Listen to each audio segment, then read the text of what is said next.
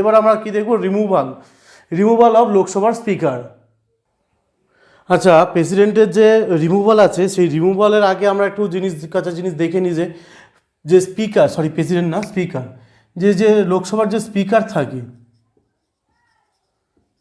Speaker এর salary কোথা থেকে আসে? এর স্যালারি কে ঠিক করে?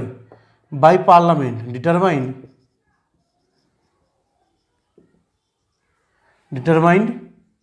By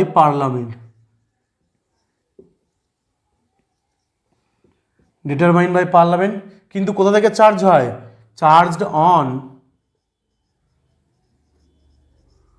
consolidate fund.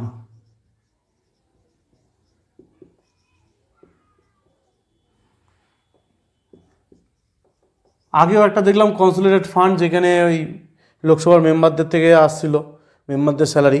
তাহলে বলো তো, এই যে কনসোলিডেট ফান্ড, এই আর্টিকেল কত আর্টিকেল?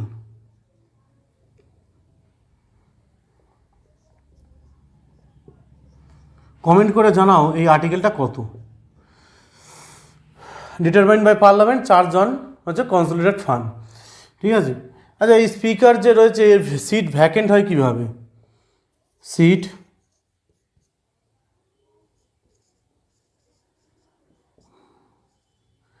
ভ্যাকেন্ট হয় কিভাবে? এক তো সে রিমুভাল হলে, রিমুভ বাই লোকসভা, সেটা আমরা একটু পরে দেখবো। রিমুভাল অফ লোকসভা স্পিকার, এক তো রিমুভ হয়, দুই কি হতে পারে? সে রেজিগনেশন যদি দেয়,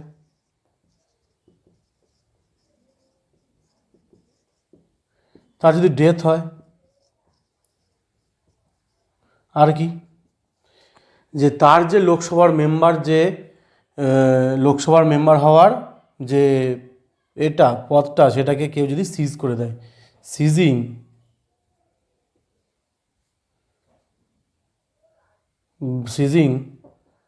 of member of Lok Sabha. Hello, আচ্ছা, এই রেজিগনেশন কাকে দেয় বলো তো? রেজিগনেশন কাকে দেয়? ডেপুটি স্পিকারকে।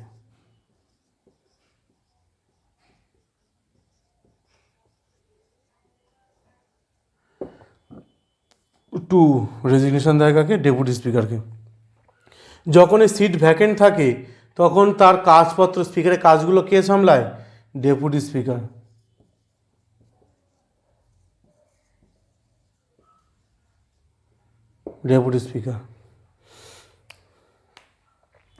এ গেল স্যালারি আর সিট ভ্যাকেন্ট। এবার আমরা দেখব কি, রিমুভাল অফ স্পিকার।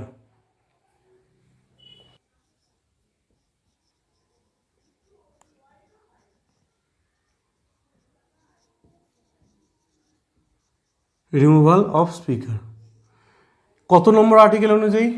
আর্টিকেল 94 অনুযায়ী স্পিকারকে রিমুভ করা যায়, এবং তাকে রিমুভ করতে গেলে কি করতে হবে? যে লোকসভাতে রেজলিউশন তুলতে হবে, raised resolution in Lok Sabha, resolution in Lok Sabha, এবং তাকে যখন সে লোকসভা রেজলিউশন তুলছে তার আগে কি করতে হবে? 14 দিনের আগে নোটিশ দিতে হবে, 14 days নোটিশ, যে আমি তো এবার আপনাকে রিমুভ করব। তার 14 দিনের আগে কি করতে হবে? তাকে নোটিশ দিতে হবে। যখন এই ধরনের রেজলিউশন ওঠে স্পিকারের, তখন কিন্তু সে লোকসভায় উপস্থিত থাকতে পারে, কিন্তু সে তখন আর স্পিকার থাকে না। যখন সে রিমুভ করার জন্য তাকে যখন রেজলিউশন ওঠে লোকসভায়, তখন সে কত নম্বর আর্টিকেল অনুযায়ী? 94 নম্বর আর্টিকেল অনুযায়ী। তখন সে কি করে? সে লোকসভায় উপস্থিত থাকতে পারে, কিন্তু সে লোকসভায় কখনো আর সে স্পিকার পদে থাকে না, তখন একটা সাধারণ মেম্বার হিসেবে থাকে। এবং সে তখন সে ফার্স্ট ইনস্ট্যান্সে ভোট দেয়, কখনই সে তখন কাস্টিং ভোট দিতে পারে না।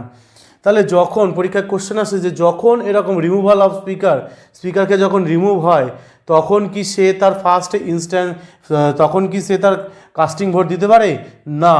তাহলে যখন রিমুভাল অফ স্পিকার আসে তখন সে কখনোই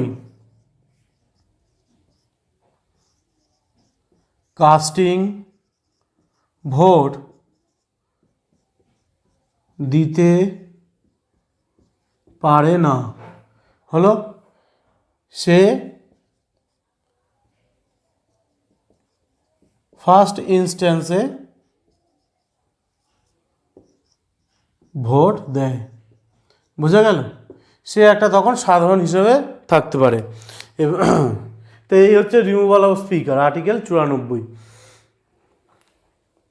তাহলে আমরা স্পিকার সম্বন্ধে পড়ে গেলাম। আমরা লোকসভা সম্বন্ধে মোটামুটি একটা আইডিয়া করে নিয়েছি যে লোকসভা কত কি মেম্বার দাঁড়ায়, লোকসভা কিভাবে সদস্যরা নিযুক্ত হয়ে আসে, কি লোকসভার যে ভ্যাকেন্ট সিট, ডিসকোয়ালিফিকেশান, তাদের কোয়ালিফিকেশান, তাদের স্যালারি কত থেকে আসে, ওতপাট করায় কে, স্পিকারকে ওতপাট করায় কে, স্পিকার নিযুক্ত হয় কীভাবে, ডেপুটি স্পিকার কীভাবে আসে, এগুলো সব দেখলাম লোকসভা।